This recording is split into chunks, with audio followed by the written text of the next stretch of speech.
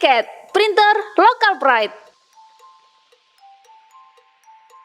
Perkenalkan, saya Muhammad Fitra Yuda, asal dari Balikpapan. Untuk tujuan ke bengkel print, rencana mau ambil mesin DTG yang super. Saya jelaskan dulu untuk mengenai fitur yang ada di software, Mas. Di sini ada keempat menu layout ya. Yang pertama, kita masuk di fitur layout. Di fitur layout ini lebih diperuntukkan untuk mengatur posisi area cetak, ukuran area cetak, seperti itu. Di sini ada menu paper size. Nah, menu paper size ini untuk acuan dari template kita. Ini bisa disesuaikan dengan media area cetaknya, Masnya. Untuk media area cetak di sini kan A3+. Nah, nanti mungkin bisa disesuaikan juga dengan lebar dan tingginya itu tadi dari menu paper size. Ini hanya untuk acuan template. Ini misal saya kecilkan ya. Untuk template-nya nanti juga akan otomatis jadi kecil. Nah, seperti ini. Ini saya kasih keterangan 33. Dan untuk tingginya juga bisa disesuaikan dengan lebar tatakan tadi. Cuman kalau ini nggak ada 65 sebenarnya, di kisaran 45 ya, untuk tinggi space dari tatakan. Oke, selanjutnya di sini ada menu original size, Mas. Menu original size ini diperuntukkan untuk acuan ukuran asli file sebelum masuk dari software. Jadi semisal Masnya ini udah rubah untuk ukuran area cetaknya, sudah dirubah berkali-kali, terus nanti Masnya kelupaan untuk ukuran aslinya di ukuran berapa, Masnya bisa lihat dari menu original size ini tadi.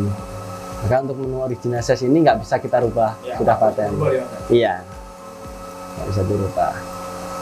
Selanjutnya di sini ada menu output position. Untuk menu output position ini lebih diperuntukkan untuk mengatur posisi area cetaknya, Mas. Jadi misal Masnya mau kasih space area cetak di kiri kanannya atau di atas bawahnya, bisa atur dari menu output position ini tadi. X untuk kiri kanannya, Y untuk atas bawahnya. Untuk defaultnya biasanya untuk start Y atau atas bawah ini di kisaran 1 cm. Nah, kalau untuk start X-nya atau kiri kanannya ini bisa disesuaikan dengan area cetak yang akan kita print. Misal logo kiri ya mungkin agak digeser sebelah kiri, logo kanan agak digeser di sebelah kanan. Kalau pas tengah kita tinggal tekan menu tengah ini aja. Kalau pas enter di tengah.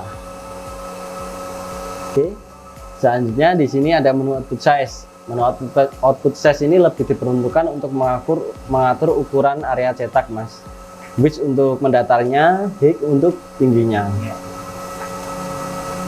Ini saya kasih keterangan 23 cm ya. Nah, sedangkan untuk tingginya ini udah otomatis mengikuti, Mas. Nah, sudah auto proporsi. Masnya kalau mau main manual, Masnya tinggal rubah di menu scale ini. Di menu scale ini kita rubah di transverse. Nah, kalau dari tingginya, nanti lebarnya juga akan otomatis mengikuti. Selanjutnya di sini ada keterangan repeat, Mas. Nah, menu repeat ini lebih diperuntukkan untuk penyetingan warna yang sama. Jadi misal Masnya ada orderan yang seperti ini dalam jangka waktu yang banyak, Masnya bisa melayoutkan tanpa menggunakan Photoshop atau Corel. Jadi Masnya tinggal repeat dari menu sini. X tadi kan untuk kiri kanannya, Y untuk atas bawahnya. X spacing ini untuk ngatur jarak dari repeat ini tadi. X spacing untuk jarak kiri kanannya, Y spacing untuk jarak atas bawahnya. Oke, selanjutnya kita masuk di menu printer. Nah, di menu printer ini dikarenakan basic printer kita menggunakan basic printer L1200, jadi untuk stylus foto kita menggunakan 1390/1400, dan untuk menu portnya ini bisa disesuaikan dari menu device and printer seperti tadi. Biasanya kalau untuk menu port ini belum sesuai, dia nggak mau perintah kerja jalan. Seperti itu. Jadi untuk menu port ini nanti harus disesuaikan dengan USB driver kita. Yang kayak printer biasa, Mas ya? Betul, sama kayak printer kertas biasa. Oke, selanjutnya untuk spoiler kita menggunakan start printing immediately, dan untuk check paper size-nya kita wajib off, dan untuk resolusi kita menggunakan 1440 x 1440 dpi baik di menu putih maupun di menu colornya. Nah, cuman ini nanti bisa untuk defaultnya seperti itu. Nanti bisa disesuaikan dengan kebutuhan cetak Masnya. Gitu. Cuma Kalau dirasa, sebenarnya gitu ya? nanti kalau misal dirasa pakai default di sini istilahnya di bawahnya sini masih oke, nggak apa-apa pakai default di bawahnya itu tadi. Jadi kalau untuk default dari kita biasanya kita menggunakan resolusi 1440 kali 1440 dpi. Oke, selanjutnya untuk image type kita menggunakan text and graphic, dan untuk fitting kita menggunakan sheet, dan untuk speednya kita menggunakan bidirection karena kan hasil dari bidirection sama unidirection nggak terlalu beda jauh, jadi menggunakan speed yang agak cepat aja. Selanjutnya untuk print image resample kita menggunakan false, dan in channelnya kita menggunakan medium to slash baik di menu color maupun di putihnya untuk settingannya.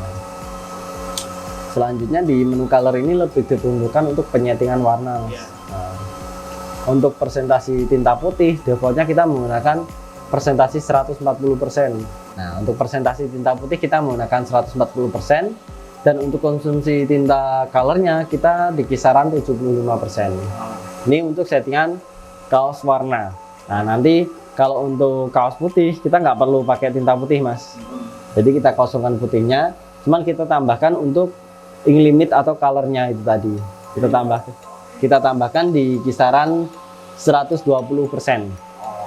Tergantung dari filenya juga sih. Kalau filenya agak gelap, kita mungkin di kisaran 110 atau 115 itu udah oke biasanya. Soalnya kalau filenya gelap kita kasih presentasi segitu hasilnya juga agak gelap nanti, seperti itu. Selanjutnya di menu weight ini lebih diperuntukkan untuk menyeting background dari gambar area cetak, Mas. Jadi untuk konsumsi tinta putih biasanya kita pakai settingan 100% weight under Anicolor Surface atau menggunakan weight gradient yang positif ini, Mas. Ini untuk settingan di pengambilan putih. Yang positif ini dia agak istilahnya putihnya agak kurang pekat.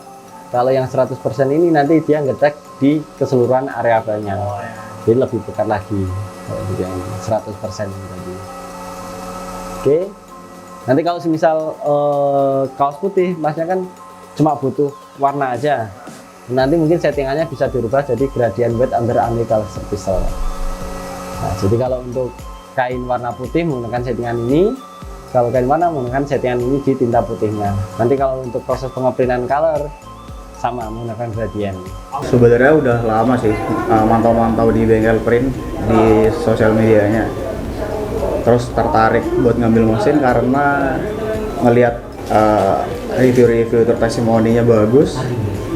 Itu yang bikin saya yakin buat ngambil mesin di bengkel print. Untuk pemasangan, Mas, sama halnya kalau menggunakan kaos, kita posisikan seperti ini, lalu kita atur untuk posisi yang akan dicetak.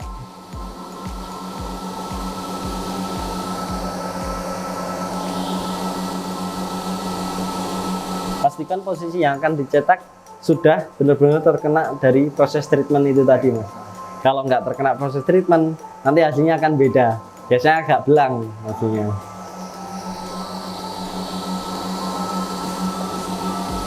Kalau menggunakan kaos, biasanya kita ukur dari kerah samping, betul, kerah samping kiri kanannya ini tadi. Kita atur seperti ini.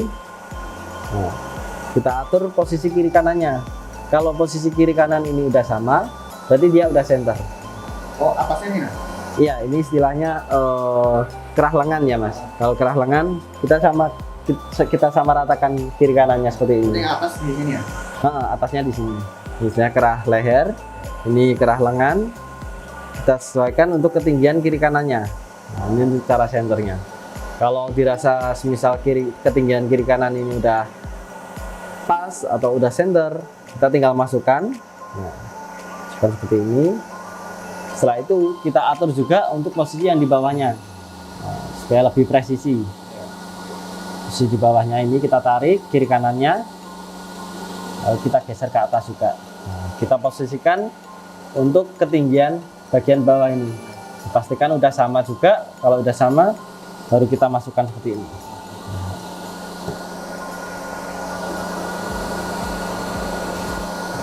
Kalau sudah masuk, kita kunci menggunakan penguncian ratakan.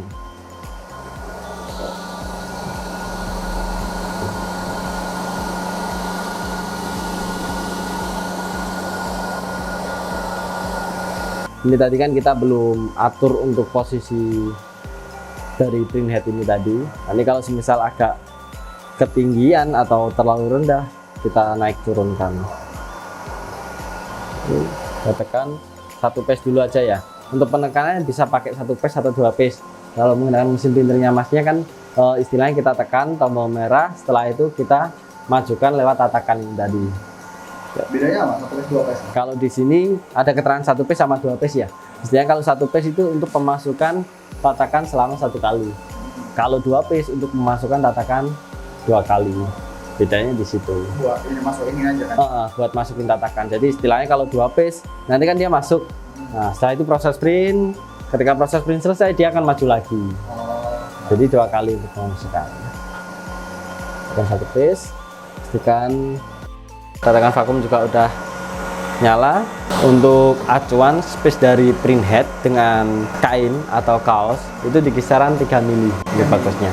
Sebenarnya di atasnya itu lebih bagus, cuman resikonya terkadang kalau misal kita untuk cara setting kaosnya tadi ada yang nggak rata, takutnya nyenggol di print headnya itu tadi, Mas. Nah, Kalau ketinggian apa? kalau ketinggiannya.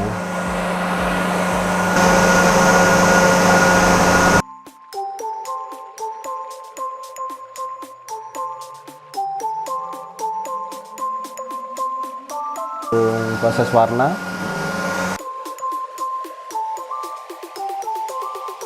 Kita kasih persentase kosong, dan untuk color settingnya kita kasih keterangan 1.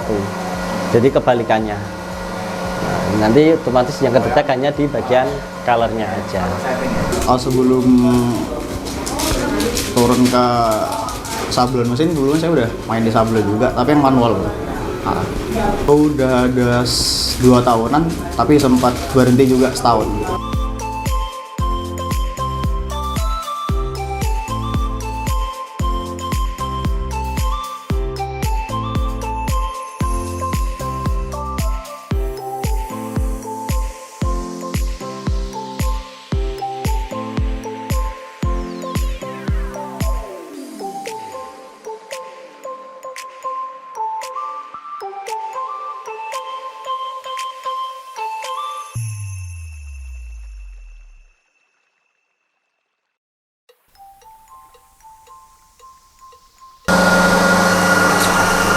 Ini untuk hasil dari proses cetaknya. Langkah awal di proses finishing, kita biasanya sebelum dilakukan pengepresan kita hautkan terlebih dahulu supaya hasilnya tidak terlalu basah. Jadi kalau terlalu basah kita press, biasanya dia akan ada penurunan warna. Jadi kita hautkan tipis-tipis menggunakan yang low saja atau yang di bawah sini. Nah, yang penting merata di keseluruhan area filenya, Mas. Nah, biasanya kalau sudah dihautkan meskipun sebentar kayak gini, kita sentuh sedikit aja dia udah aman. Kita press di kisaran 30 detik. Setelah itu kita angkat. Baru kita tambahkan cairan epoksi, Mas. Nah, cairan epoksi untuk penggunaannya yang penting rata di keseluruhan area filenya juga. Nah, seperti ini. Epoksi ini untuk finishing dari metode sablon DTG supaya nggak gampang pecah. Nah, ini sebenarnya kita gosok menggunakan spons juga, Mas. Kalau kita press ulang di kisaran 30 detik juga. Jadi kalau untuk finishing ada 3 kali pengepresan, Mas. Ini nanti untuk step yang terakhir biasanya kita tambahkan kertas roti. Kertas roti atau kertas HVS kita tambahkan di media area cetak, kita press ulang. Jadi 3 step untuk finishingnya. Pegang nggak? Nah, Oh iya. ini kita lakukan saat proses finishingnya atau saat step pengepresan yang ketiga. Kita tinggal posisikan di area cetak seperti ini, lalu kita press ulang. Nanti cuman kalau khusus untuk kaos putih, metode pengepresannya cukup di kisaran 20 detik selama 2 kali. Jadi kalau terlalu lama terpress juga takutnya kaosnya yang kalah. Iya, Mas. Warnanya jadi menguning biasanya. Dan tanpa menggunakan alas dari kertas roti ini.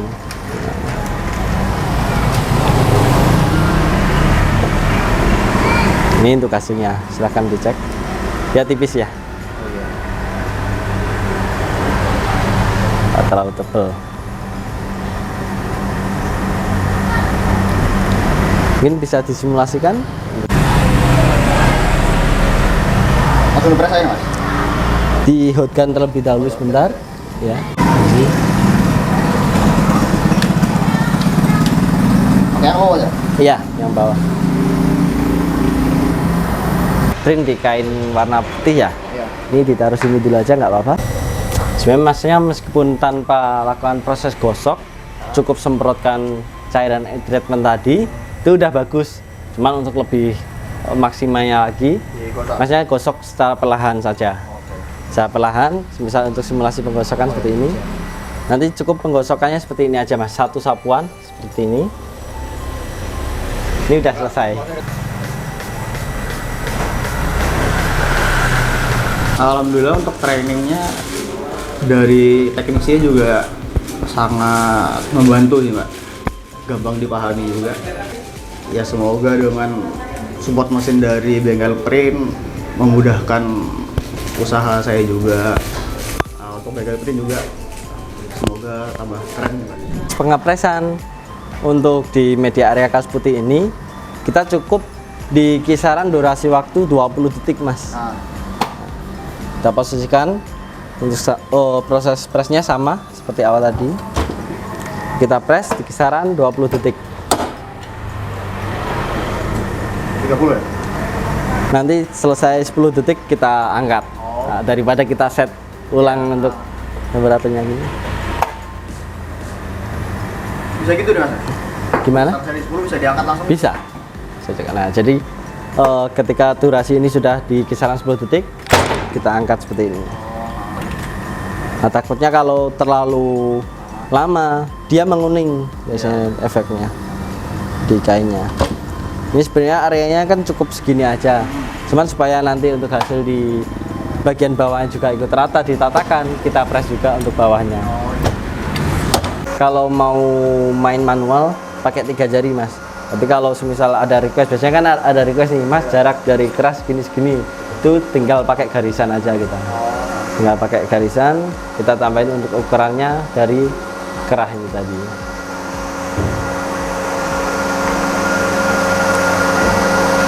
Kalau manual biasanya kita kasih jarak 3 jari. Kalau segini kan jaraknya agak terlalu ke atas, iya. 3 jari segini ya? Iya, betul, kisaran 3 jari segini.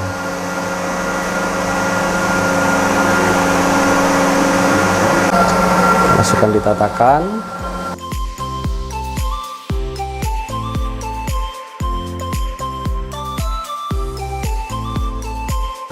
Kita tambahkan jadi di kisaran 120%. Kalau tadi kan cuma di kisaran 70% ya, 75% ya. Kalau untuk kaos putih ini menggunakan presentasi 120 ya. Ya. Kita agak kecilkan untuk posisi gambarnya.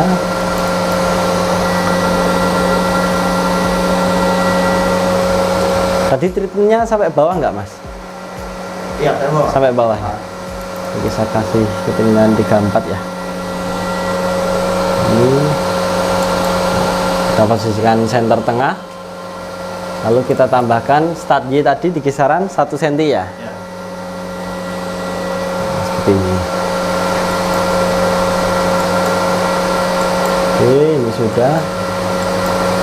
Lalu kita lakukan proses print sabun DTF. Ketika kita centang di bagian peeling color face sama color white ini, nanti akan mendetek 1 kali sapuan. Kalau DTG kan 2 kali sapuan, jadi tinta putih dulu baru color dulu. Kalau untuk DTF dia tinta putih sama colornya gabung jadi satu, bedanya di situ. Oke, print. Untuk metode pengeprintan kaos putih juga bisa pakai 2 metode Mas. Misal istilahnya filenya ragu, misal file seperti ini biasanya agak susah sih. File seperti ini agak susah. Sebenarnya nanti Masnya ragu ini terlalu gelap atau terlalu terang hasilnya, bisa jadi pengeprintannya 65% selama 2 kali. 2 kali. Atau 60% selama 2 kali. Tapi kalau mau cepatnya langsung di kisaran 120. Kalau filenya agak gelap bisa diturunin jadi 110.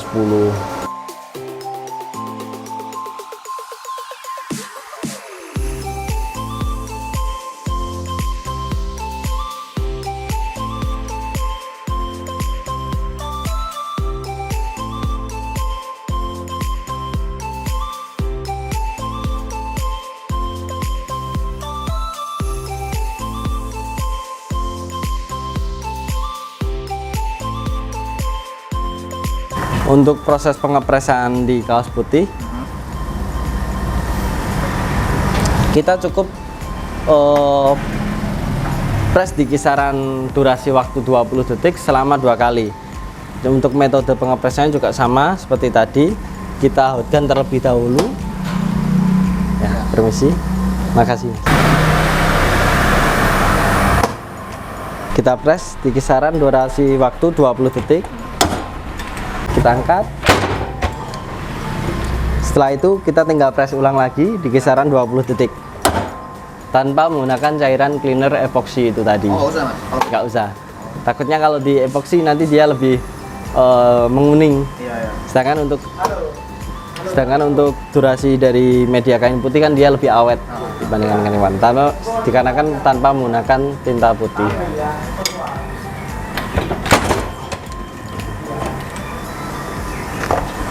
Ini untuk hasil cetakannya. Dia lebih cepat kalau kaos putih.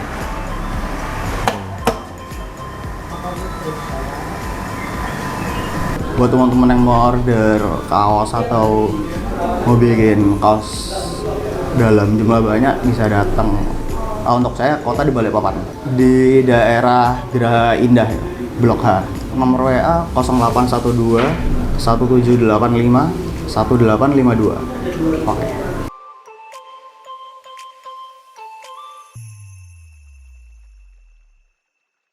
Bengkel Print Indonesia, solusi jitu UMKM maju.